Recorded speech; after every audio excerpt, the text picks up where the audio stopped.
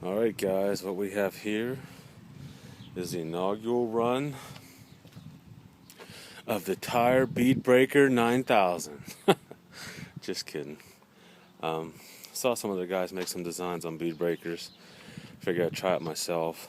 Fairly cheap to make. Cost me about $10 worth of wooden screws. And this is the first time I'm going to try it, and you're going to witness it with me. Let's see what happens. Let's see if she'll break a bead.